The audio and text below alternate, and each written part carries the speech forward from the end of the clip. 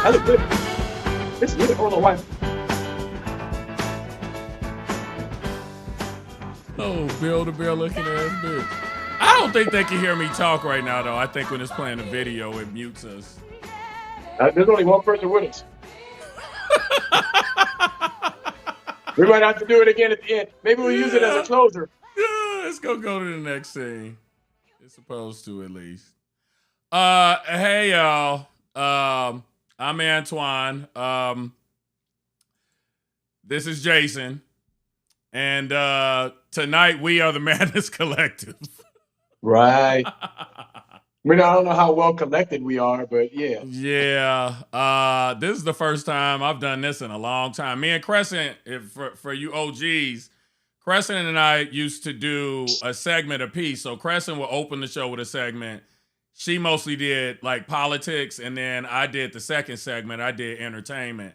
And then from time to time, like Tina would do like astrology or something like that. But for the past several iterations, Crescent has handled all the topics and everything. So bear with us. Yeah, so that's that intro. It's a guy named Willonius. He's the guy that's like making all of the AI songs to match all the stories that are coming out in the media. So if you heard the lyrics to that, it was bleach blonde, bad built, butch body. And that was a play on, oh, y'all know I'm bad with names, Jasmine Crockett responding to Marjorie Taylor Greene, making a comment about her appearance, about her eyelashes, saying that she couldn't read properly because of her eyelashes. Did you see this, Jason? Oh, did I see it? Yes. Yeah. I've been on it. I'm a big fan of alliteration. So I was just waiting for that final B to pop off, but I think we all heard the B unsaid. Like, you bad built, you bleach blonde, bad built butch body, and then she stopped. And I feel like all of us collectively, no matter what color you are, you heard that last B pop.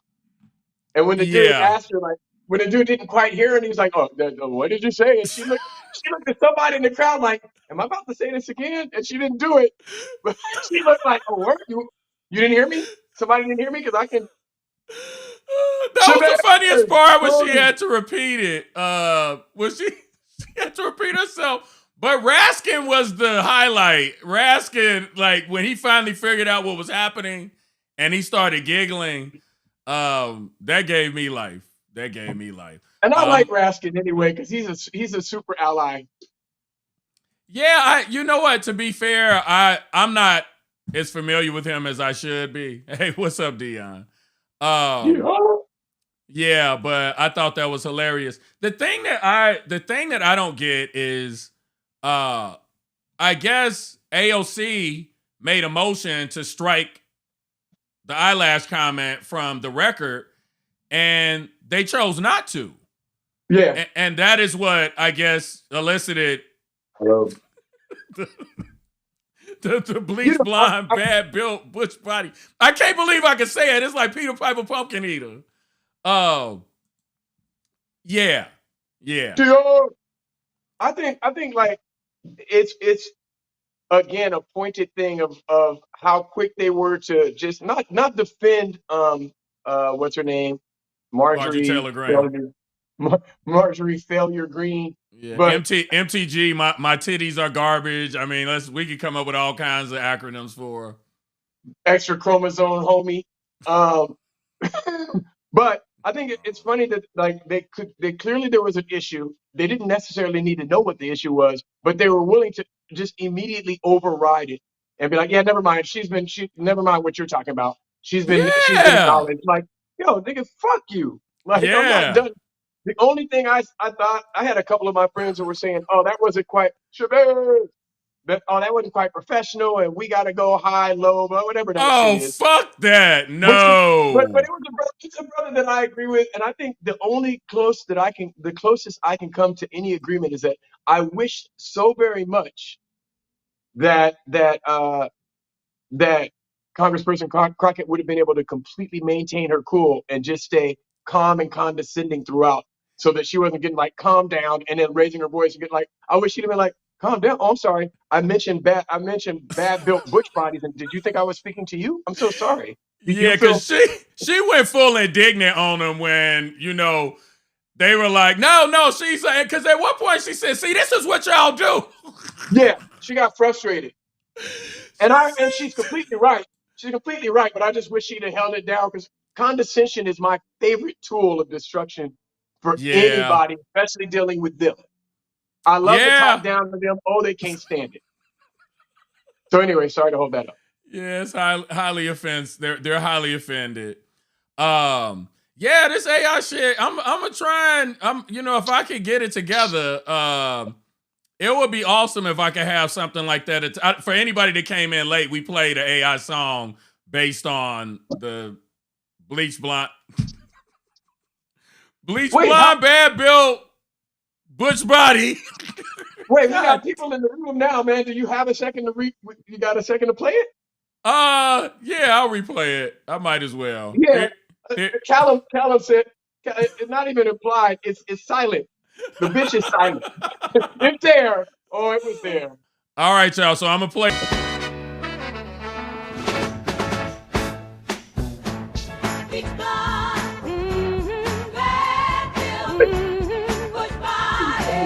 Say it again now.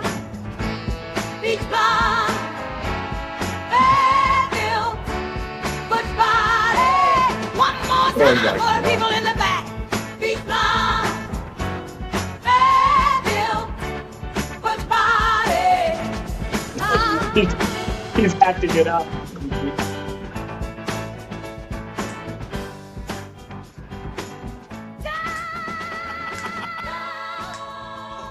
Wait.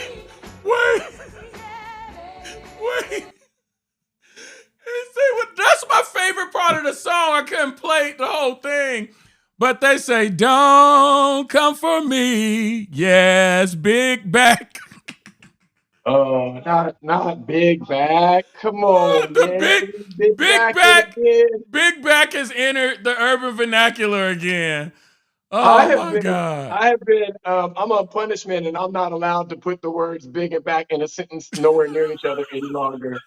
So I'm going to refrain.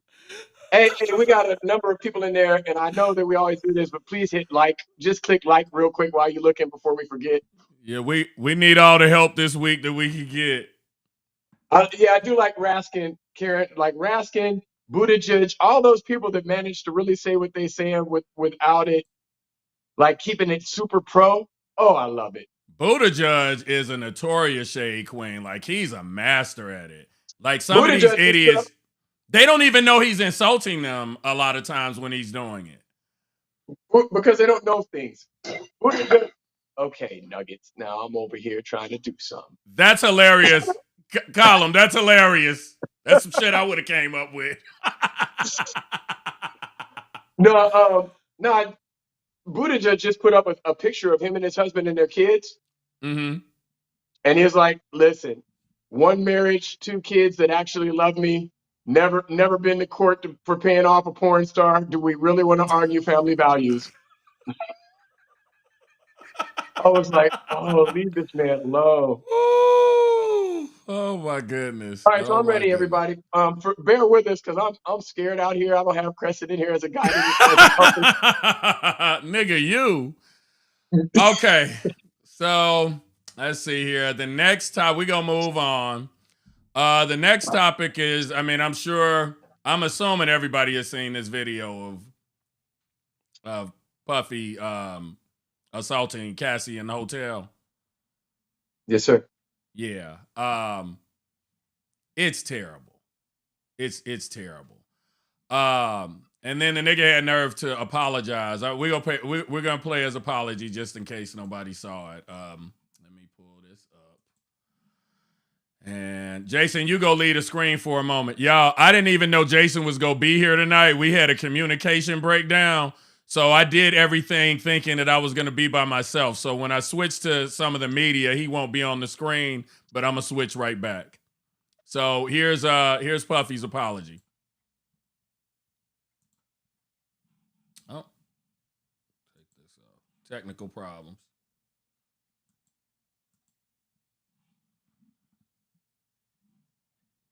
Does everyone have volume? I don't. You can't hear it? No. Let me make sure. Okay, give me a second.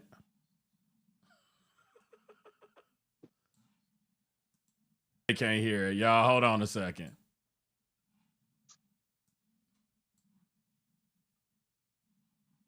System.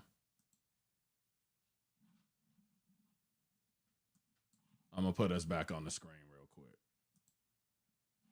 Okay, give me 1 second. We're doing it live, y'all.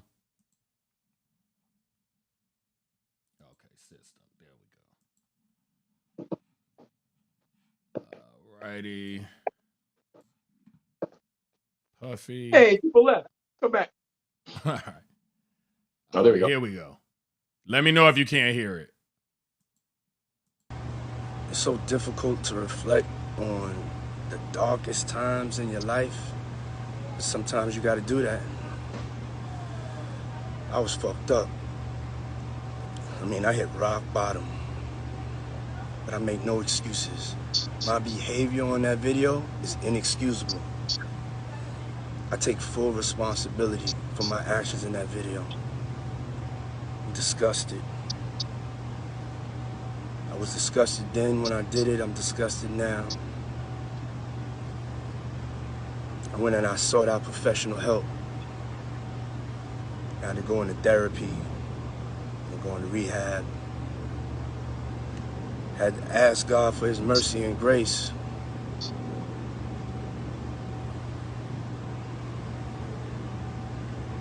I'm so sorry. But I'm committed to be a better man each and every day. I'm not asking for forgiveness. Good. I'm truly sorry. Okay. Would you like to say something? Who, me? Yes. Oh, I got all kinds of shit to say. Yes, sir. But I'm not going to. I will say that I do have the benefit of having completely believed her when she said it the first fucking time, and then believed her 230% when he paid her in 24 hours. Having to see it just broke my heart because, or worse than that, seeing the responses and reactions from a lot of black, and I'm just going to call them for the sake of argument, men, some of them, that I've seen some of the reactions and responses like, well, he already paid her, so what it is, or, well, she chasing that clout and money, so what's the, and I'm like, my man, like, if any of y'all niggas have daughters or sisters or mothers or friends, and it shouldn't take that, but even if it takes that, may none of them ever have to pay the price for your bullshit. Listen to yourself, you know? And I'm not trying to hate. I'm absolutely not one of them like grab him by the feet and drag him through the coals. I first of all, his apologies problematic because he didn't apologize to anybody. He certainly has made no apology to her.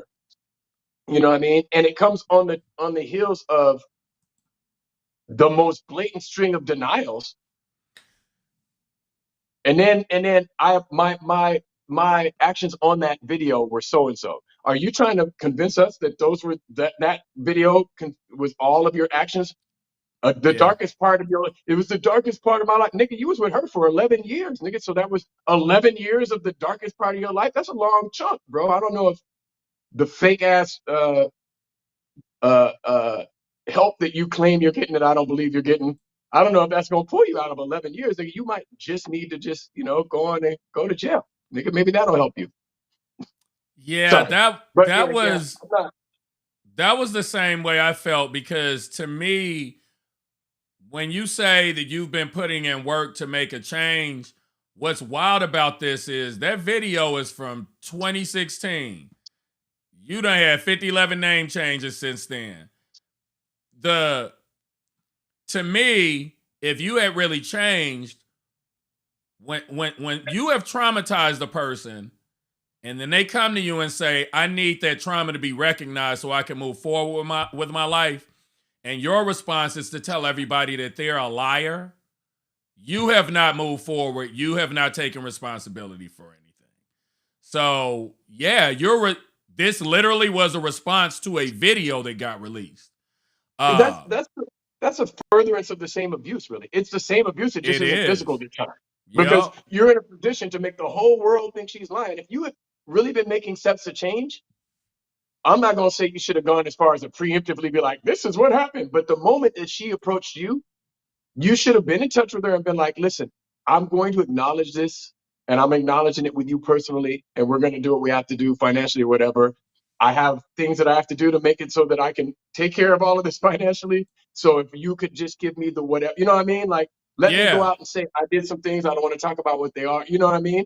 Yeah. But to just dead up say she's lying and blah, blah, blah. Nigga, you deserve whatever happens. So paying the money is for the pain and suffering, literal, physical, emotional pain and suffering.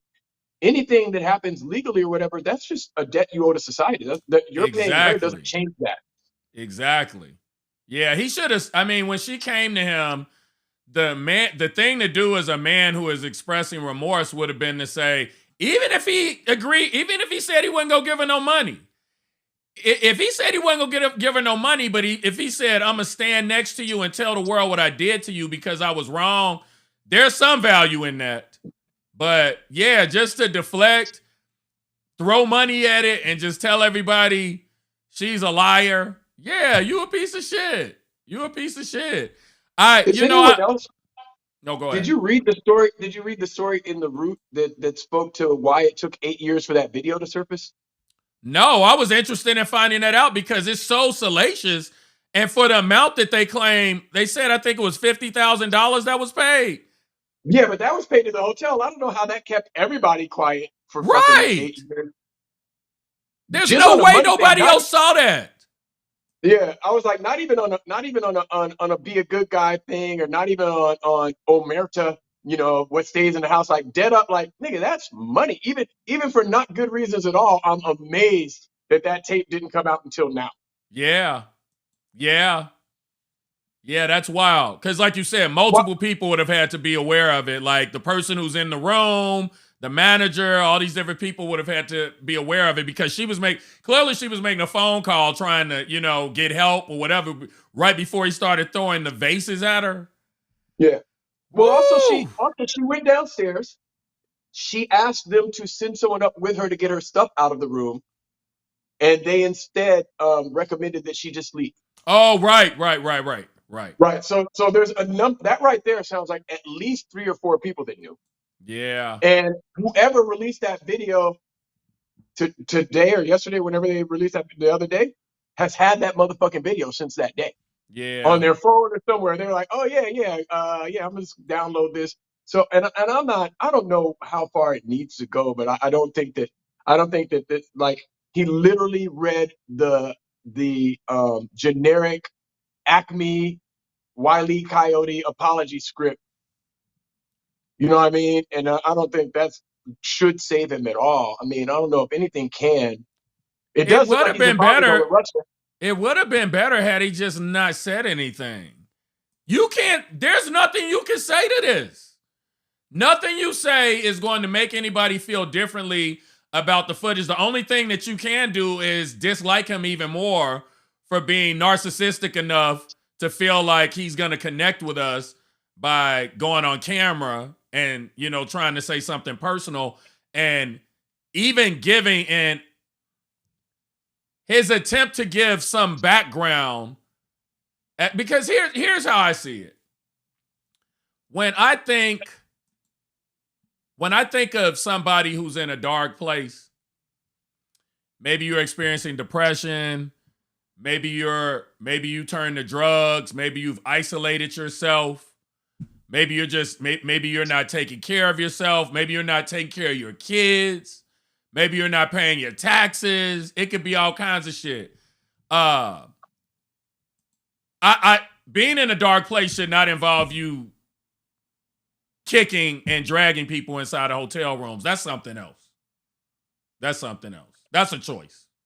That's a choice you made. I don't even like you ever go to work and your workmate, or you go to school or whatever it is, and there's somebody who like you're like, oh hey, good morning, like, you know, no, fuck with me right now. And it's like, my man, don't leak your bullshit on people that don't have nothing to do with it. And that's on a small thing. That's just like, nigga, don't Yeah. even come in here acting unfriendly because you're in a bad mood. Nigga, stay home. Right. So if you're in a dark place, then don't drag this young lady all around the world with you so you can sell her body off to people. And like, you're in worse than a dark place, bro, because Right.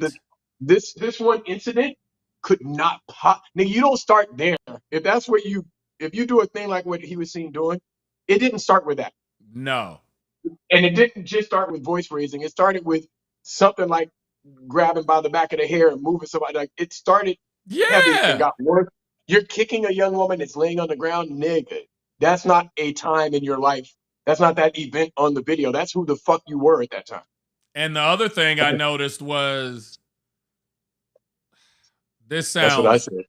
This sounds yeah, he gonna be there soon. He better start practicing yoga. Well, this part is terrible.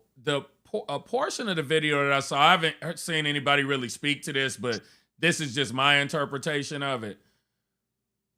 When he comes into that room where the elevator is, she's on the ground, and when he kicks her, he didn't kick her in the head initially. She goes lifeless, meaning she could move if she wanted to. She knows it's better not to even respond because it makes him even angrier. That part was crazy to me.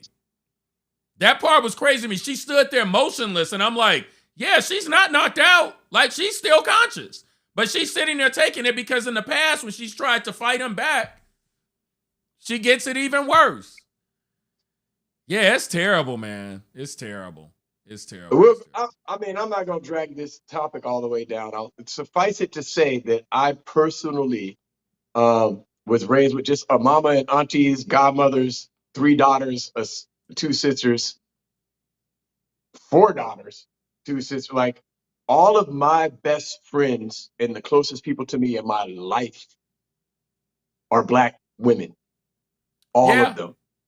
So for a nigga who you know was raised by his mama, and that's supposed to say Bally-esque, but I was trying to type and be on the show and everything. Hate typos, nigga, can't fix them.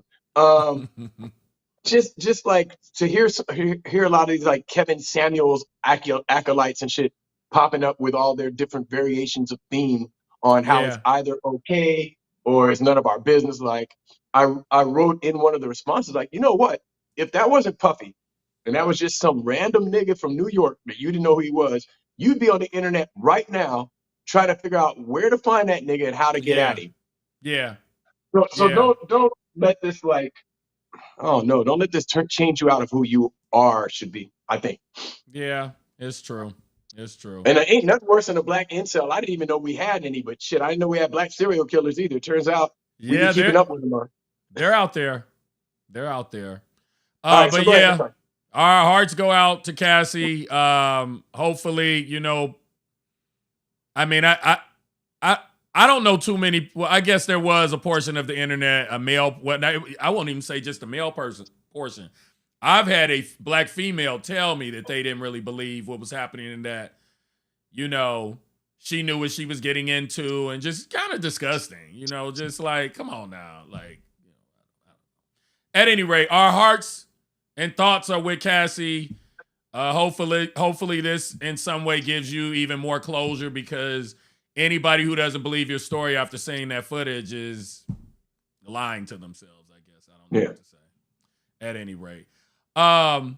So this story is interesting. The dude from Keenan and Kel's, I'm so sorry to this man. I'm not familiar with that show. I don't know if it was my age bracket. I think I saw a nigga with box braids and a McDonald's setting, and I knew it was not for me. So I think maybe I was too old to watch. Is the name of the show Keenan and Kels? Was it Good Burger? They had a movie called Good Burger, right? I'm not.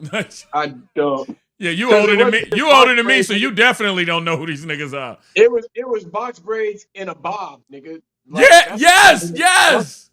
yeah, that's too many layers of bullshit for me. And I was Yeah. already a full adult with a damn near grown child when they came on the TV, so I never saw it. I don't know anything about. I know he exists, but that's all I know. Yeah. So again, sorry to this man, I didn't watch your show, but apparently when the show ended, both he and Keenan auditioned for Keenan Thompson, if anybody doesn't know what I'm talking about, Keenan Thompson from Saturday Night Live. They both auditioned for Saturday Night Live, and Keenan got the part, and I think he's the most tenured person in Saturday Night Live history, I think. And the other guy, he just kind of disappeared.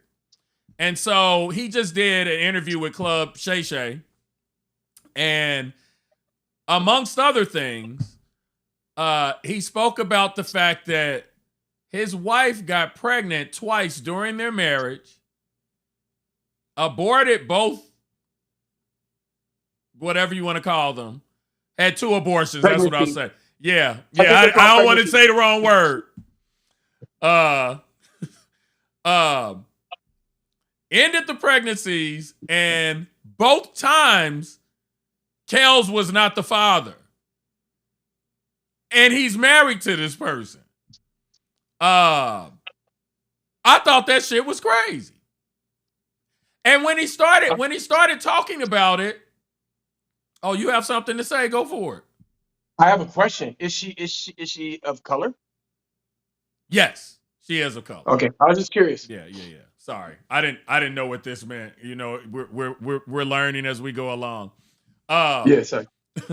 Yeah. So when I read a little snippet of how he was explaining it, he was like, "Yeah, he basically said there were so many lies happening in the marriage that those 2 lies just added to the pile of lies that we were already living with." I'm like, that's a different kind of lie. I guess That's I would be so hurt. I would be too hurt to be embarrassed about that.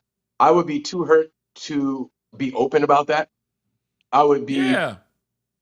It's his ex-wife. It's his ex-wife now. I think he's remarried. This is I think maybe his first wife. I just, when he says that, and I didn't even read the story because technical difficulties, I didn't get a chance to dig in. I feel like if he was saying there were so many lies and that was just part of it, I think what he may have left out, and I of course didn't watch his Club Shay Shay because whatever. I didn't I don't either. I don't Shay Shay that much, and I certainly don't give a what Kels is doing. But I imagine if he's talking about those lies and there were so many, and that like he ain't even digging, he ain't scratching the surface on what his end of those lies were. Right, because look. Yeah, Wait. I kind of had it coming though, because she caught me one time, you know what I mean, at somebody's bat mitzvah with a butt plug made of sausage. You know what I mean? Like, no telling what my man was doing. So he shouldn't be telling on her if he don't want his side out there, because she might come out here and flambe this niggas. Because Shay Shay for the streets too. He'll invite her. Well, look. So apparently, because I didn't go too deep down this rabbit hole since I wasn't familiar with the show or with the actors. The only one I'm kind of familiar with is Keenan. So apparently the ex-wife has been on TikTok putting his business out in the streets for years. So she alleges that at some point the marriage started going left and she found him in a compromising position with another man.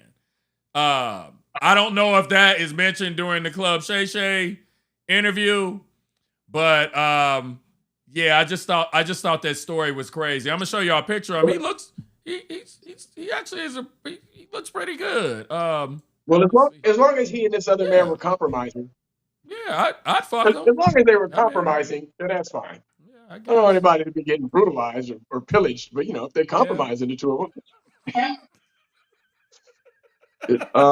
No, I mean, I won't go deep. I don't know anything about the brother, and I hope. I mean, clearly he's healing from it. But that's a hard one, man. Married and stay married to somebody that with 2 of somebody else's. That's difficult. That's a difficult thing. Twice. Yeah.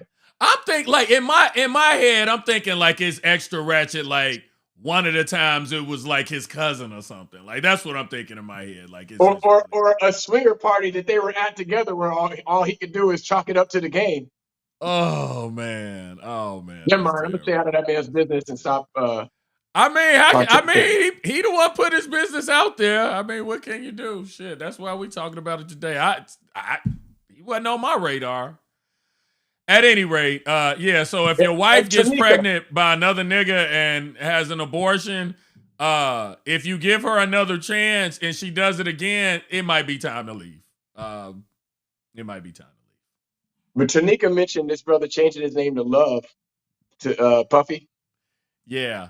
And when he asked the forgiveness thing, man, I was like, you know, you're asking the guy that you're asking for forgiveness. I was like, he said he already gave you the grace and mercy, and you spit in his hand instead of paying it back or paying it forward. So he just called me and told me to tell you to keep his name out your mouth. But while you're at it, could you please walk off the end of the pier and get me a bean pie? That's what I want. Yes. Walk off the end of the Santa Monica pier and get me a bean pie, nigga. Yeah, but for him to change his name and knowing that he's in the house with those two beautiful daughters that he has to raise, with his sons that are now all caught up in his shit, like two of them are caught up in the cases or something. He has four daughters now. He has the twins. There's another one, almost a break baby, named Chance, who was basically the same age as the twins. And then while he was with Young Miami, he had another daughter. So just want you to know, he has 4 daughters. People don't talk about the other two, the other ones outside the twins that often, but yeah, he's got 4 daughters. I don't know, man. I wish everybody the best. Yeah. What else you got? Oh wait, what is even more concerning? What also is, I won't say concerning, but strange. This hotel video came out literally days after Puffy's son, King Combs, released a diss record about 50 Cent in reference to his father. 50 trolled him online and said, "Oh, I'm shaking in my boots. I'm shaking in my boots because I heard Puffy killed Tupac." And literally days later, this hotel video gets released. I wonder if 50 got something to do with it. I don't. He seemed. First of all, don't fuck with that boy, because that boy takes trolling to epic Olympic levels. But I think we would kind of have a better sense. He seemed shocked and appalled like the rest of us when it came out. Yeah. It's gonna end up in his documentary, but he seemed as surprised as the rest of us. But I don't think Callum, is it? I don't know if it's Callum or Callum. It's Callum. Callum, I don't think that he got her back in the room. I think that he tried to drag her back in the room, and she finally ended up. Someone else came on the elevator, and there was a person on the elevator, and the doors open, and so he had to leave her alone. He was sitting out there in a towel, and she got on the elevator. I think she got away that night. Yeah, it's terrible. But like you said, she was with him for a while after that incident.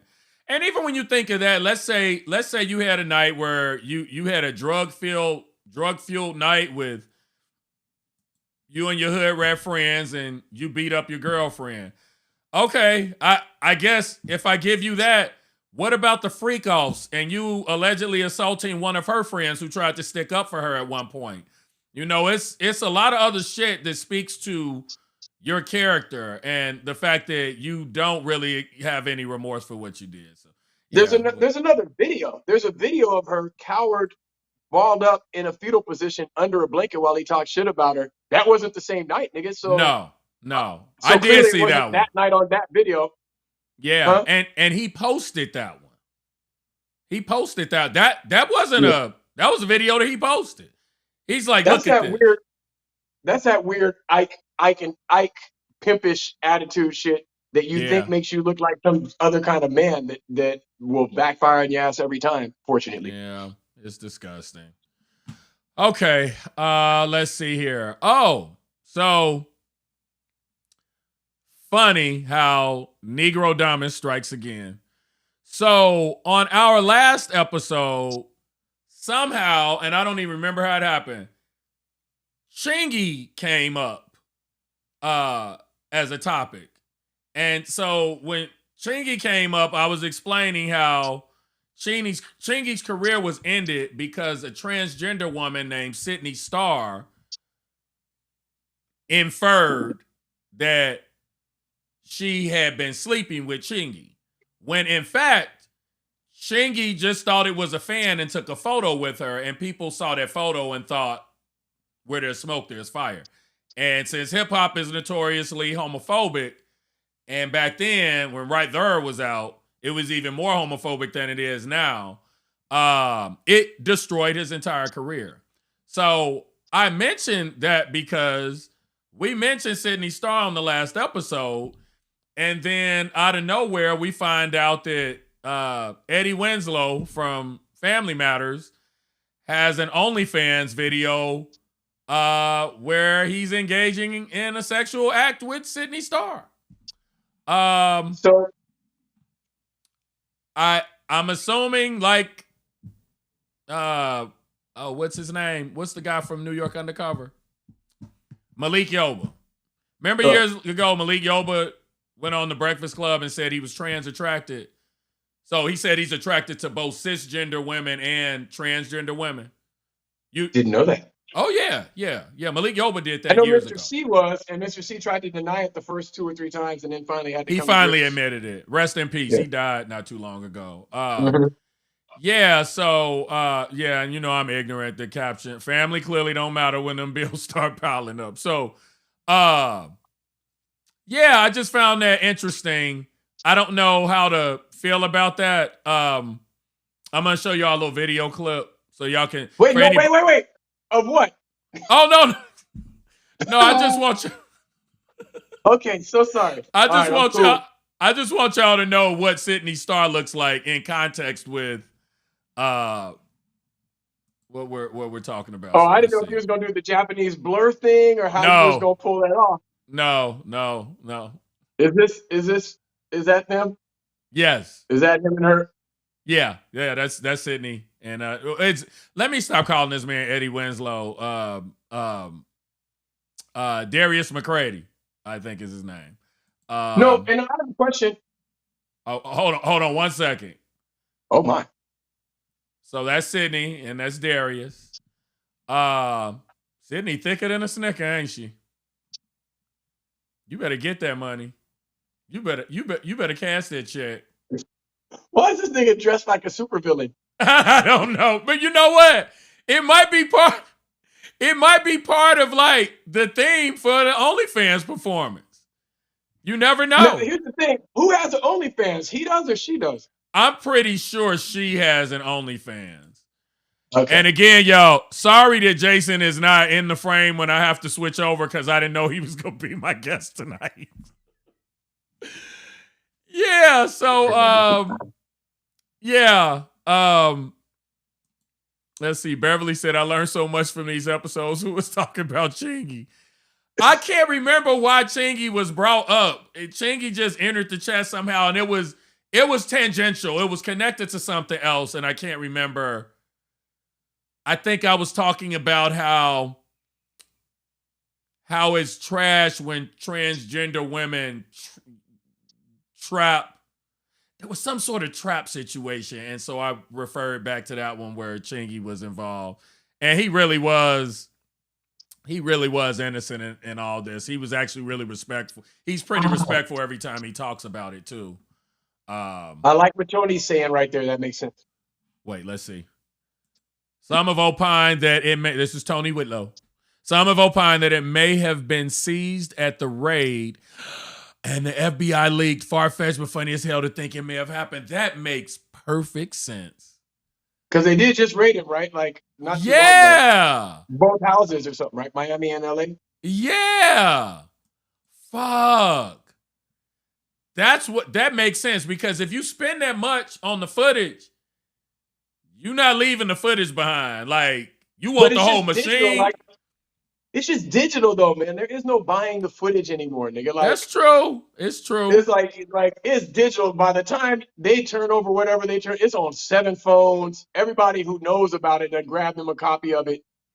I guess for me, because he killed Tupac, maybe when he tells somebody that I'm paying you $50,000 for something, and if I see it, you're dead, maybe that's why it hasn't come out in all this time, because you know we clearly see that he's capable of damn near anything. Yeah, at any rate. Let's see here. Okay, so the next one is Chat GPT. Have you heard of this, Jason? No, not at all. Okay. Do you know what Chat GPT is? Of course, very much. Okay, so Chat GPT, I thought they already had a 4.0, but it's a new version called 4.0. I think maybe the other one's GPT-4. I don't know what the difference is. But a new version of Chat GPT is available, and it has eyes and ears. So when you speak to it, it uses your phone as its eyes and ears. And did you ever see the movie Her with Joaquin Phoenix? No, I remember it coming out. There was that, Okay. and then Zoe Kravitz made a similar movie not too long after, or something like Probably. a weird, yeah. I can see Zoe doing something like that. But the premise of this movie, and to be fair, I have not seen it, but the movie is about Joaquin Phoenix's character falls in love with an AI, and the AI is voiced by Scarlett Johansson. I did And see. so when they unveiled this, and I'm going to play you a clip, when they unveiled this new version, it was eerily similar to the version that was featured in the movie Her. So much so that some of the execs over at, I think it's OpenAI is the company that produces ChatGPT, they sent a tweet out that said Her. Like basically saying that that's what we modeled it after. And Scarlett Johansson is known for being, let's just say, litigious. So yeah. I think they're pulling it back and they're going to replace the voice. But here's a demo of it. And she flirts with you.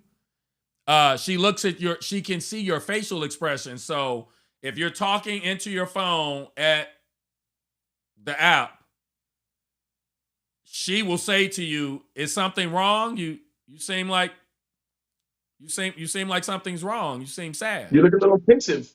Yeah, she can recognize your facial expressions.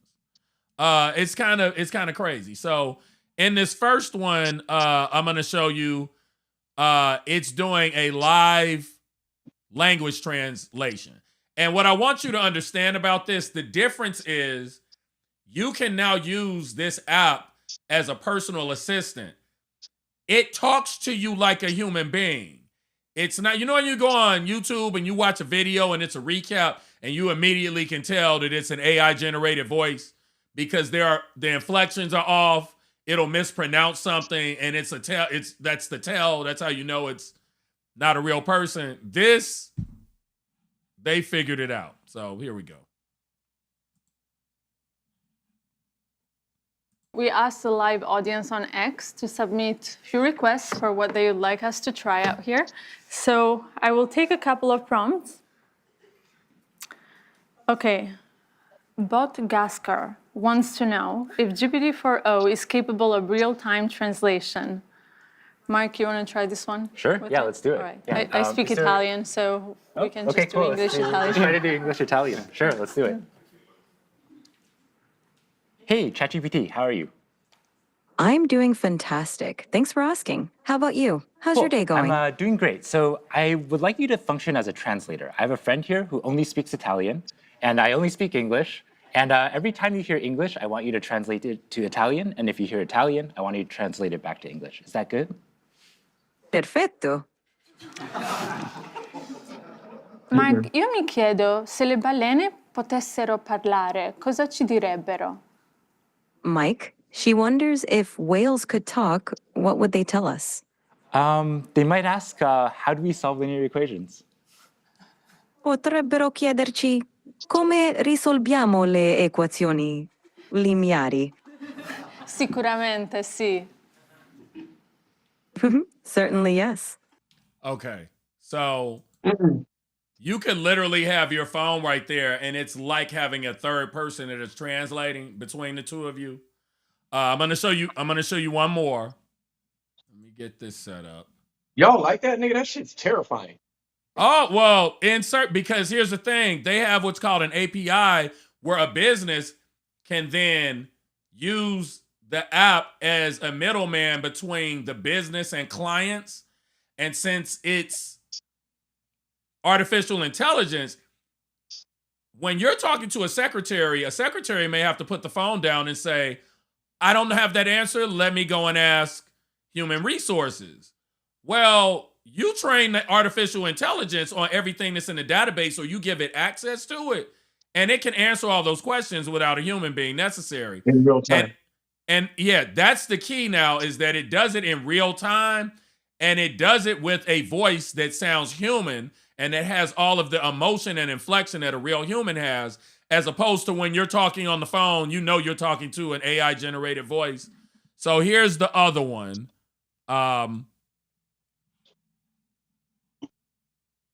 Is the king in residence at the moment? Yes, it looks like the king is in residence right now. The royal standard flag is flying above Buckingham Palace, which is a signal that the monarch is present. How exciting to be there while the king is home. Try and tell me exactly what they're doing right now, please. Right now the ducks are gently gliding across the water. They're moving in a fairly relaxed manner, not in a hurry. Occasionally, one of them will dip its head under the water, probably looking for food, and then pop back up. I even know when a taxi is coming with its orange light on. I think I'll hail it to get home.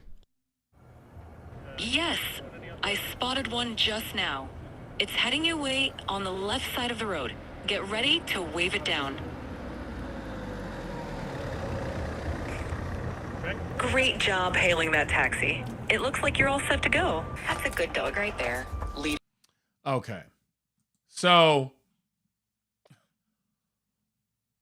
what I want y'all to understand is that imagine when this technology is built into your glasses. So your glasses have the lenses, so it sees everything that you're seeing. And one thing that's different is, for instance, since most books are digitized, now, it's non-linear, meaning when we have to read something, we have to read it line by line. You can feed an entire book to the AI and it'll summarize it for you because it reads it all at one time. It doesn't read it one line at a time. It reads it as one. It's like it takes all that information in all at once. So yeah, y'all should be afraid. Like, it's there now. Like, this shit is the thing. People don't need to be afraid, I think, of artificial intelligence becoming sentient or developing consciousness. I think that's not anything we need to worry about. But what it is actually capable of doing, it can replicate damn near everything a human does besides fuck your brains out at this point. I mean, that's where it's at. You could have a full conversation with this thing and think that you were talking to a real person. I don't want that. You said you don't want that? I don't want that. But they probably don't have it for Android, so I don't have to worry about it. Our shit will be all second tier shit. When we're speaking with a weird ass accent from Barbados, just so you know you have the mock up. Yeah. No, I think what'll really happen is that just like with any other technology, right? Everything that we need to do will adapt around it. So there's loss, there's job loss. Like, you know how people are like, technology gonna take your job. Well, shit, that's what they were telling my dad. You know what I mean? Like, and to some extent, it's always true. So it does always lessen the workforce of human beings, whatever it is.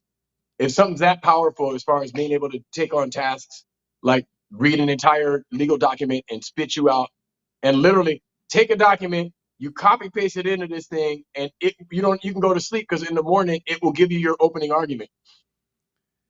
Yeah, I mean, that's where it I guess I see what you mean.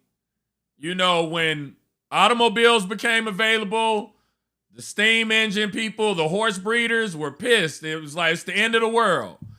Then when planes became available, you know, the trains and the automobiles were upset. I don't know though, Jason. This feels different. No, but I hope you're right. I hope you're right that this is just another step moving in a direction that is infinite. I hope that's the case. It's an extremely powerful tool. We will have to adapt around it. There will be entire industries built around working with it. It will cut a lot of people out of being able to, I mean, it can ostensibly cut a lot of people out of jobs. And I think like the weird thing is like, we are so, not you and I, our society and our systems are so like money to the cream float to the top and all the top gets scraped off. Yeah. That they're simply forgetting that if nobody has work, where the fuck who's buying something from you when no one has jobs because no, for real. No, that's a really good point. I mean, that's true. That's definitely true. That's definitely true. I'll give you something else that I don't know if you guys have seen in the media because we don't talk about tech a whole lot on this show. So Tesla had one of these events about a month ago, and basically what Elon released was a mock-up of an application that is going to be available with your Tesla. And what it's called a robo-taxi. So check this shit out. In the future, this is what Elon wants to happen. When you are at home and you go to sleep or you have nothing else to do for the rest of the day, you can let your Tesla be a robo-taxi and go out and pick people up and make money because it's a self-driving vehicle. I don't know. Have you, Jason? Have you seen the Alto? Is it Alto? No, it's not. Yeah, they're all over the place. Yeah, they're starting to pop. Yeah, it's not Alto. That's the luxury one. I forget. No, what it's Waymo or something. Waymo. It's Waymo. I think Waymo is a Google company. I think they changed the name so that people wouldn't have a direct connection between the two. But yeah, what those Waymo cars are doing, they're gonna allow you to do the same thing with your Tesla so that it can make money when you're not using it. I thought that was crazy. I mean, again, finally to what then? Like, who the fuck don't need a ride if everybody? It's just weird, man. I don't know. I guess luckily for me, unfortunately / luckily, I'm not gonna live long enough to see much of this crap. I'm more than halfway out. So y'all niggas let me know. Send me a note or something if I missed some cool shit. Yeah, I'm not getting picked up in no fucking robo Tesla. I think you know somebody I know took one of the said it was all right. My homegirl Makisha took one of the driverless taxis and said it was all right. It was cool. I mean, I don't know yet. It's the same with the technology on our phones, right? And I think I brought this up before, where you and I might be at an age where our phone responds to something that we weren't like. Nigga, I wasn't fucking talking to you. How you know I want pizza? And where this generation behind is like, oh. Isn't that dope? My phone knows I want pizza just because you know what I mean? Like, the adaptation of these technologies is going to be very different. Because you already have a whole generation of kids. I don't know how old y'all's kids are. I know a bunch of people from like 30-something years old down to their like late teens that don't know how to drive and don't want to. Don't give a fuck. Ain't trying to drive. Aren't curious. Like, I get go it. get your license. Nah, for what? I get it. You know what? Look. As an Uber driver in Los Angeles, I understand why somebody would just swear off driving because it's dangerous out here. The other day, I had never seen this before in my life. My light turned green. I watched 6 cars run a red light. 6.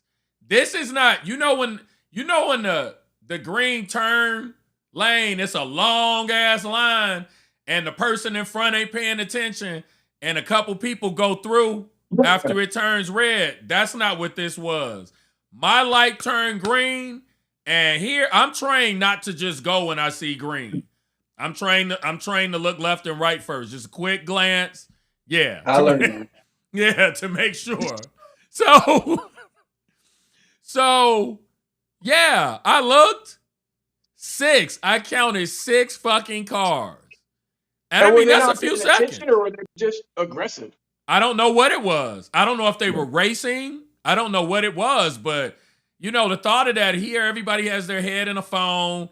If a pedestrian had walked out there, they would be dead, you know? So yeah, it's gonna be interesting to see where all of this goes. Let's see here. Tony says in Memphis, there are intersections you know not to go right on green. You will die. Like, don't do it. Just wait. Yeah, it's wild. Angling out, man. I'm like, don't angle out. Because I was, I showed you the video. I was on a solid green. And it just crushed me in my daughter's little go-kart I was driving, bro. Just spun me, busted my head open, put my nose through here. Still got a scar. Fucked me up. And I was on a solid green on a slot. Hey, by the way, just as a happenstance, that shit happened in front of Simply Wholesome. So Slauson and Overhill. Oh, yeah. And it was about 4 months later when the next light over, when that lady drove through there and blew up the gas station. I was like, man, I'm gonna just take the bus. Yeah, just avoid. Let me just go and ride with these crackheads. That is that intersection is on what the kids call demon time. It's on the demon time. It'll never. I think anyone that was alive when that happened will never forget that happening. It's almost like not as much as the towers going down, but you'd be like, every time I drive through that intersection, I'd be like, this lady just drove straight through this shit at over 100 miles an hour. Anyway, go ahead. Next topic. I'm sorry. Yeah. And real quick, the thing with Waymo, what I learned, because it started out in San Francisco, those cars can't take you anywhere you want to go. They're trained on specific areas. So that's why they were so well suited to San Francisco and everybody acclimated to them so quickly. I think here in Los Angeles, when you get in one, they stay local. I don't think you could take one from Torrance to Beverly Hills. I haven't seen them on the freeway yet, so just a thought. I think we probably go close out with... It's over? It's almost over. It's been an hour.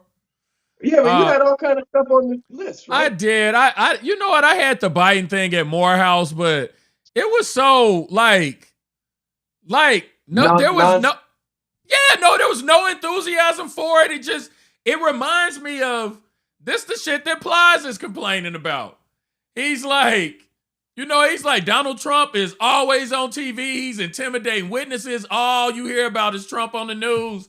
And then when you hear about Biden, getting an honorary degree and speaking at the school where the blacks go to, nobody's interested in it because there's nothing really controversial about it. Apparently, if you look at Fox News, to have Fox News tell it, half the student body turned their backs and walked out while he was talking. But then when I looked at the footage, that wasn't the case. So I guess a lot of people did. It wasn't as bad as what happened to Texas Governor Abbott last week, where literally it was impressive because they just got up and walked out while he was speaking. At this one, while he was speaking, everybody was just he got a lackluster clap, but he got a clap. You got to give him the clap. It's been a long time for him. But he didn't. They weren't enthusiastic as he would have liked. My Biden thing is that he seems to be dead set in living the truth of what he said to Charlemagne in 2019. And that he seems to feel like if you're black, you're just going to vote for him, and he's going to come up and drop these paltry ass little, there was a terrible thing, and George Floyd, like, nigga, we ain't all see now the George Floyd thing has flown away. That is not why people are questioning your need to come to this school in this time. That is not why the student body president is speaking against you. I'm not speaking against Biden because I'm terrified. We're not doing well, guys. It ain't looking good. So I'm not speaking against him, but I don't have a lot to say for him, man. for him either. That's what the problem is. Like my a friend of mine has a new podcast. It's called Arabs in America. And he's published 2 episodes, and it's really insightful because he's Iraqi American and he grew up in Michigan, Chicago for a little bit of time. So his perspective on this is really unique because, you know, we think we have, you know, we think we know everything when it comes to discrimination and how America treats people whose ancestors aren't from here. But yeah, he made a good point on this last episode. And I want to be clear to anybody watching or listening, I am voting for Biden. But again, I would like to vote for him without prejudice. And when I vote for him, I'm voting with a lot of prejudice. And what my friend was explaining on the show, he was like, yeah, he was like, the devil is in the details. He's like, we just had this whole media blitz explaining how, you know, if you're gonna go and if you're going to invade Rafah, where all of these refugees are, even though, you know, they're, you know, refugee, I don't think is the right word, but y'all know what I mean by that. We're not gonna continue to supply you with weapons. But then, like, we gave them $1 billion basically to spend 3 days later. Yeah. So I mean, like, you gotta make that make sense to me. So he pointed that out. He was like, yeah, nobody talks about the fact that he did that a few days later. And that is significant. You know, that's relevant. I think something that we as a country learned from the Trump, and something that Biden and those guys have learned from the Trump that's unfortunately very true, is that for years and years now, we've been in a position where the government that we have has learned that they can just say anything to us and then do whatever else they want to. And by and large, there will be really not any pushback on it. Yeah. So he can say, I'm all, like, he spoke at Moorhouse, and he said, yeah, you know, I absolutely believe in and support the right to peaceful protest, blah, blah, blah, blah. Yet and still, and whatever, you guys are anti-Semites if you do it. Yeah, but exactly. It's like, you can't be, I don't know. I'm not going to, I'll stay out of it, but I just cannot believe that these 2 raggedy motherfuckers are the best and the only thing we have to offer. It just is amazing. Millions of people, nigga. Like, there's people, we got, I won't say the number because she don't like the number, but we got over a dozen people in this thing. And I know some of them just from being in this chat. Like, some of them I don't know, like Tony Whitlow. I don't know Tony. Mm-hmm. Tony would make a better president than either of these. He's more knowledgeable about the nuance of situation, whatever. Yeah. And I'm not talking down about Tony. He's probably hella smarter than me, but I'm like, these motherfuckers are not the best we have to offer. And they keep putting this in front of us like, these are your only choices. It's Satan or the devil. It's the devil or Satan. Which one you want? Well, and that's why, you know, I didn't totally get it. It had to be explained to me. But my friend was explaining to me why voting uncommitted was such a big thing in Michigan. And basically, he was saying, remember several months ago, they were polling and, you know, for these elections for I think it was a congressional election, but I'm sorry, not a congressional election, the primaries. Yeah, the primaries. Oh my God, I cannot think. So it was a warning shot. Yeah, he explained to me, he said, look, he said exactly what you said. He said, I know what you're gonna say. You know, wasted votes. It's, you know, we're in a situation now, we can't afford to do this at this point because Trump could win if we do this. And he was like, we're just at a point where we told you last year, we don't want this to escalate into a genocide. And we kept asking you, stop this, protect us, do this. And you just continue to let these people kill our cousins and our aunts and our family members, our relatives. And they're like, we can't ride with you. You won't listen to us. We're not giving you our vote. I think that's the argument that I keep having with some of my friends is that now that the threat has been, if we get, and we've all heard this threat, if we get the Trump, right, then there will be no more democracy and we won't have a voice and we won't be able to petition our government and blah, blah, blah, blah. And what we're seeing right now is that threat in action under this president. We have made Yes. our boards clear by and large. And there is no way that he believes the majority of this country wants to send our $1 billion over there. You know what I mean? Yeah. So, I and know he doesn't exactly give a what you fuck. mean. So it's like, so what? We got a choice of not having a real democracy under this guy or under the other guy. Is that the option? Yeah. So I don't know, man. I'm, you know, again, I'm not really going to speak on my voting thing. I mean, again, I'm in a quandary, folks. I'm in a real tight spot. Yeah, it is. It's bad. It's bad. I am voting for them though. I made peace with it. And here's the crazy part. Here's the crazy part.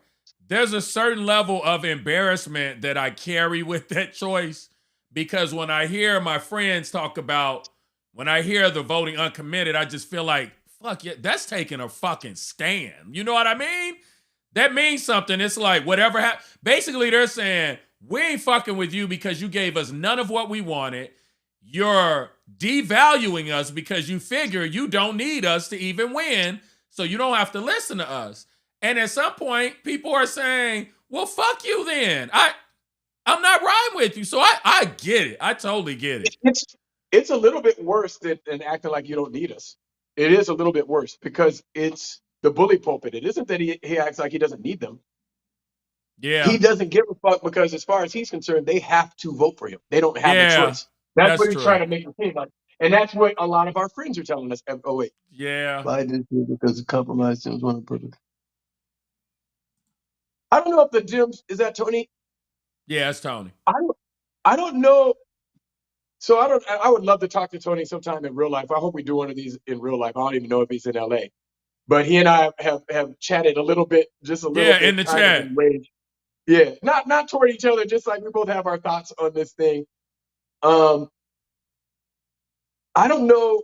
I don't think it's fair to even for us to continue talking about what the Democrats want.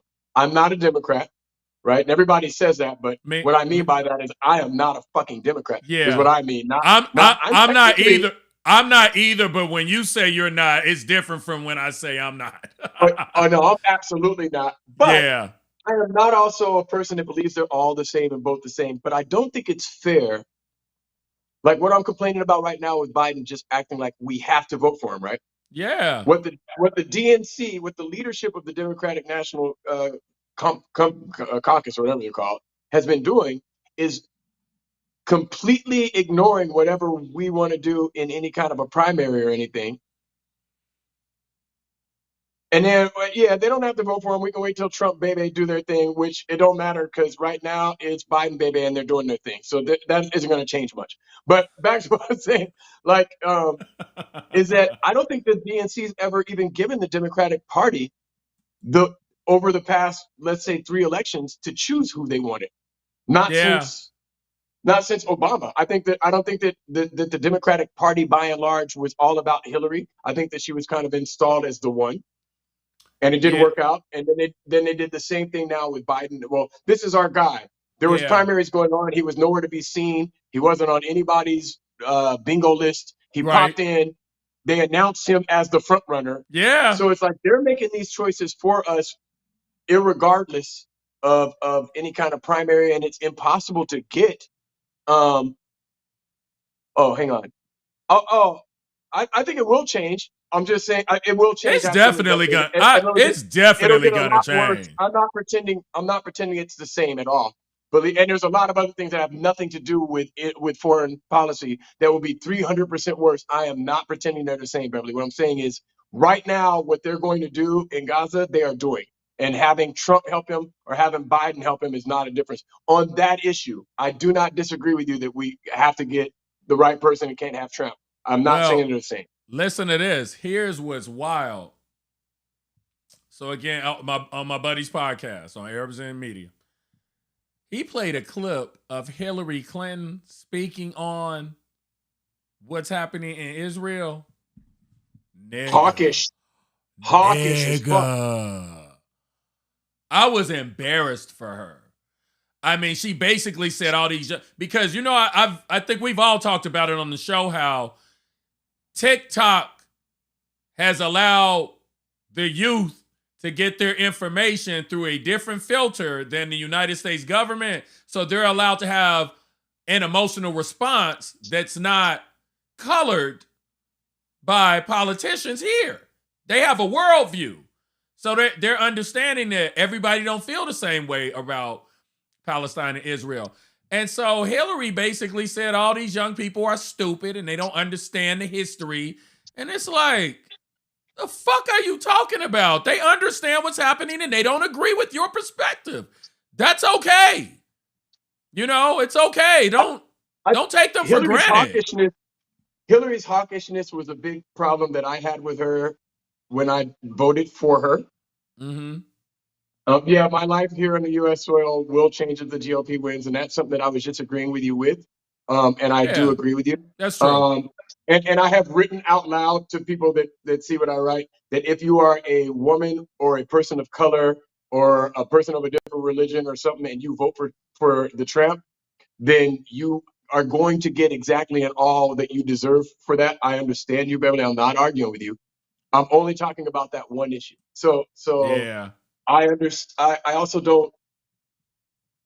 I don't know. I'm not arguing with Beverly. I love you, Beverly. I don't mean that. We just. I think that we agree. I think that we agree 100% on the necessity of what has to happen. I think that we might more or less just diverge a little bit on what we're willing to accept or how we're approaching things. Because I'm, so I'm not disagreeing with you at all. I think a lot of this to me, I think to a certain extent, I think the candidate pool, particularly on the liberal side, is starting to shrink because it's fucking dangerous to run for office now. Like, physically dangerous. You could be hurt. Your family could be hurt. And at your this husband point, could be beaten the head with a hammer in front of the police in your home. And then Elon Musk and a bunch of other people can make conspiracy theories on their fucking Twitter accounts explaining how you're a closeted homosexual and that's why somebody was in your house beating you in the head with a hammer and won't even apologize for it.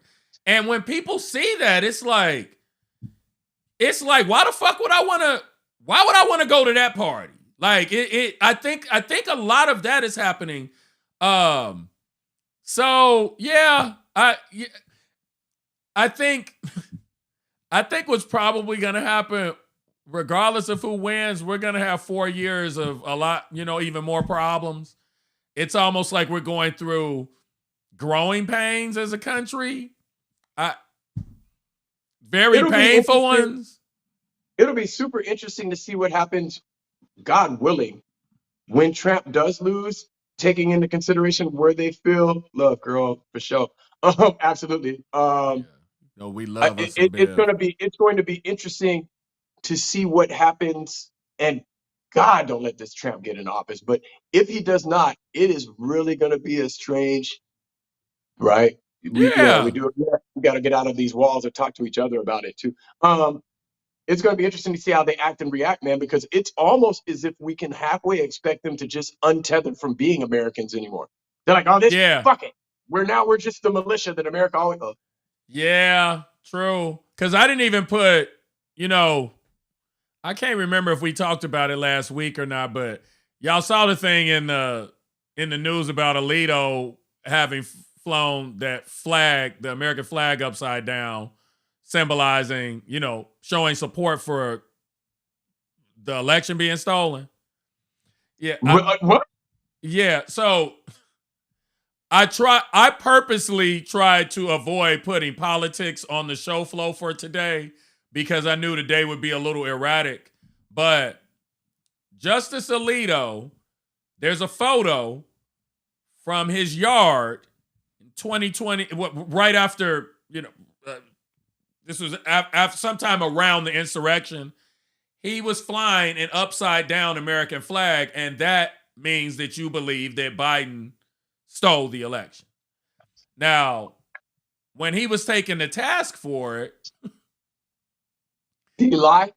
He lied and said it was his wife engaged in some sort of, I don't know, insignificant war with a neighbor. He claims the neighbor had some political banter on their lawn that he and his wife found to be insulting, I guess, vulgar. And his wife, in response to irritate that neighbor, flew the flag upside down.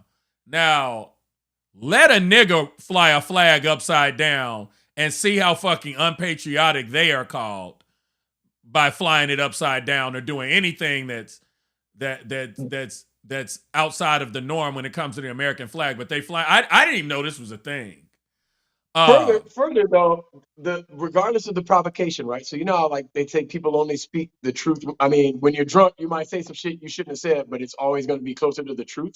Right. It's like if your response to whatever that neighbor had up, and you're not saying what that was, that might have just been something that said Biden won, that you found so disgusting that you had to come and put up this very specific signal. It's almost the equivalent of like, say, calling me a nigga was just on the tip of your tongue. Flying that flag upside down is still the action that it was, no matter what the fuck you pretend you're reacting to. Yeah. Oh, I'm gonna have to check that out. Yeah, because you know what's fun. You know what's funny? We were on a roll with the whole thing. Then it just stopped. The shit in Georgia just stopped. You know. I think they put a kibosh on it. I think that they have at least one deal breaker in the trial in this New York thing, because you got to think like, all right, so we know that there's a lot of people that we see in the streets that would never admit to us that they were going to vote for Trump, but have voted for him twice. Yeah. Some of those people are flying it up under the radar. There are at least one or two of them on this jury. Yeah, that's true. You know what I mean? So this thing is not gonna land on a unanimous guilty. Americans no. I mean, Tony, and I guess we can't have a conversation. Do we think that the perception is a lot of us are single issue voters, or do we believe that the truth is that a lot of people are single issue voters? And does it matter? So like if that single issue is costing us a lot of this attrition and we're losing all these votes because of whatever the single issue is, be that racism or abortion or whatever it is from either side. So a few months ago, before this stuff came up or last year before Gaza came up, we were all feeling pretty solid about the single issue of abortion pushing things to a liberal side in a big, strong way. Mm-hmm. Having hundreds of thousands of people or tens of thousands of people killed or millions of people ostensibly be killed that are innocent, non-combatant human beings might be a very important issue for some people in the same way that abortion is for some, or the same race that racial equity might be for you and I or whatever. Like, it doesn't matter if they're single issue. They're not wrong because they don't agree with us on that single issue. We just all have to pay the price for what our government is deciding to do or not do about said issue. Yeah. Because I guess some of us, like, for me, I definitely feel compelled to. I'm definitely not a single issue voter, but I can understand, again, like, just like I'm speaking of Arab Americans, that's a big issue for them. You know, that's a big issue. And when they don't feel like they are being heard on that particular issue, I mean, it's almost like the baby getting thrown out with the bathwater, because this is at the apex of our concerns. And if you don't listen to us here, we don't give a fuck what you have to say about anything else. So I guess what I'm trying to say here is this a combination of all different types of voters. You got people who are single issue voters and well, I'll tell you this, whatever vote that I do make in November is going to come with not whatever vote. If I vote in November, which I feel like I have to do because I've been talking so much shit since I learned to vote. So I've always had this like saying with all of my friends was like, listen, if you don't use your vote as a voice to speak at the time that you get to, whether or not you believe in it, when that's your opportunity to speak and you don't do it, I don't want to hear your fucking voice on anything else all the way through. And I can't just say that and not believe. So I have to vote. I Yeah. cannot vote around the major seat. I can't. I'm gonna have to vote. It'll just come with a very, very painful asterisk for me. Yeah. That's what I'm saying. And that's what that's I'm in the same boat. I'm in the same boat. And Tony, I will tell you, look, I've experienced this firsthand. When I went to Chicago, niggas in Chicago are voting on immigration. They are upset about the migrants that are walking around Chicago. And look, when family members start talking about issues in Chicago, I just keep my mouth closed because I don't want to come off as elitist or that I think I know more than they do about their own city. But you are definitely right. A lot of us are experiencing that. That's all I hear about for people, especially black voters in Chicago. They're complaining about the immigrants that are there. But it's weird because how have they programmed us? You know how they kind of have us where we don't like brown people, we don't like Asians, they don't like us. Like we're all kind of programmed. I am super curious. Multi-issue schools, reproductive rights. Yeah. Yeah, I'm in the same boat with Beverly. I'm all. Me too. I was gonna say that's me all over the place. That's how we end up with just the asterisk and not an abstention. It's because I gotta do what I gotta do. Yeah. But and reading the comment section on anything, what is weird is like somebody can be like, yo, did you guys know that snickerdoodle dogs come in 3 different colors? And somebody's like, that's because the fucking Democrats. I was like, what the fuck is going, man? Well, I also think though, and this is unfortunate, when people who don't, this sounds terrible because it sounds like I'm talking about the people in Chicago, but I'm not. I'm just speaking in general. There is a demographic on both sides that I don't want to say wants to present themselves as politically educated when in fact they are not. So when they find an issue that they can wrap their minds around, a lot of times they walk around with blinders on because the rest of it is too complicated for them to do the research and do their due diligence. So they stick to the one thing. But the problem with that is if they get bad information about that one thing, then their whole vote is swayed by that one piece of bad information about the one thing that they know anything about in the political process. And that's kind of scary because that's how Trump motivated so many people to vote for him. It was the Mexicans are going to rape your daughters and steal your jobs. And that was enough for a lot of white people. Well, that and these blacks is getting out of hand. Just look at who was president last time. Yeah. Like, this is getting out of control. Look at, I wonder, like in this room, and we don't have time to poll. I'm curious, like what people in here think about immigration. I think I might be an outlier in that. I've said that to non-voters. Yeah, exactly. Like if you don't vote, and if you ain't gonna speak on election day, then speak not again, motherfucker. Don't say nothing else to me. Yeah. I feel like I don't know what any border on either side, what the southern border has ever done to help black folks in America. Like, nigga, how are you helped or hurt by fucking immigration? What exactly is immigration doing to you, nigga? I just saw somebody on TV the other day picking strawberries. So you know that they have to lay on their belly with just their arms hanging down on this thing. Like, nigga, ain't nobody black I know taking no job picking strawberries unless they make us. Like, what do you? Yeah, it's for some of us, and we've discussed it. When you've been shitted on for so long, and somebody comes along where you can drop a couple turds on them, a lot of people do their due diligence and participate in the fuckery. Everybody's looking for somebody to shit on. Yeah, unfortunately.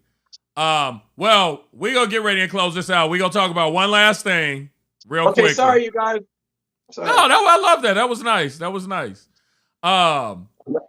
Have y'all seen the Bad Boys Ride or Die trailer? I have not. I just saw the poster for the first time today. Oh my! I knew they were doing it, but I didn't see the trailer. I want to slap the shit out of somebody for making this movie. It's terrible. The trailer is terrible. It's terrible. Is it gonna flop? I think it is. And I'm gonna tell you something, and this I try not to comment on people's appearance, but what? Martin does not look well in this movie. He does not look well. Let me see if I can pull up an image real quick. I'm gonna say something that's really weird though, man, because I haven't seen the trailer. I don't know what you mean, but I remember people talking about how Chadwick didn't look well, and we found out why. Yeah. And then I have like another friend of a friend who was in a couple movies while fighting a really strong bout of cancer. Mm-hmm. And people are like, oh, that nigga look. And you're like, yeah, because that nigga looks sick. It's like, yeah, that's why I don't like walking onto the set. And that's why I don't like commenting, because I think, Martin has had some health problems along the way. He's had some issues with mental illness along the way. Yeah, I don't know what to without speaking on it, something looks off. That's all I'll say.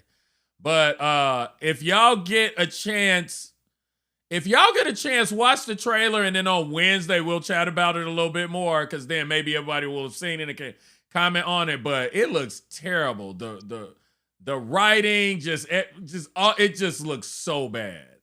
It looks like. Do you happen to what? Nothing. Go. No, it just looks like a bunch of bad recycled tropes from movies that were put out in the late 90s. It's terrible. It just looks really, really bad. So it sounds like it's just lazy. Like we're getting a lot of like kind of lazy movies where they're like, oh yeah, they like these two together doing the thing, so let's just have them do that thing and then we'll be fine. Yeah, it's I'm gonna check it out. Yeah, y'all have to see it. And look. Since I'm gonna go ahead and be ignorant, it's somewhere Martin's face where it's like it's this grimacing effect. That sounds bad, but I think that could be. It's not a thyroid condition. I can't remember what it's called, but yeah, it just I don't know. And then then Will is next to him looking extra polished, and that's kind of off-putting. Yeah, I won't be watching it. Man. Hey, do you happen to know who's hosting on Wednesday? What? Who the guest is on Wednesday? Yeah. No idea. Okay, fair enough. See you Wednesday. Yeah, we'll figure it out. So right. I guess there's a so hey y'all. So here's what happened. Barely said that nigga's black cracked. That's not right. So look, y'all know Crescent had surgery, so Crescent is in charge of booking people for the show, for the guest host. So I put together a show flow. Crescent normally does a show flow. She picks the topics. I had to pick the topics because she had surgery. So this morning I hadn't heard from her, and then by the time noon came around, I didn't hear from her, and I did not want to text her because she's recovering. So I was like, I'm just gonna do it by myself. So probably at like 5:30 or 6 o'clock, I had to go do something because I was putting everything together for the show by myself. And so Crescent had sent me a text, and then I walked past the computer, and Jason was on my computer. And so, long story short, there was an email, a group email going around to help schedule everybody while Crescent was gone, and she forgot to put me on the email. So I didn't know what was going on. So yeah, we should be okay. At any rate, that's gonna be it. Hey man, love to all y'all. Thanks for putting up with me. Don't have me assassinated, nigga. I'm still right with y'all. Oh, that's still funny. Yeah, thanks. Um, Thanks for tuning in. Like I said, it's gonna be a little awkward for the next week or so, but we should get our sea legs in the next couple days. So, but we're gonna push along. So we'll be here on Wednesday and Friday, and yeah, we'll see what happens. You got anything else you want to say, Jason? No. Oh yeah, I love you guys, man. Hope everybody's not mad at me. All right, see y'all next time. Nobody mad at you.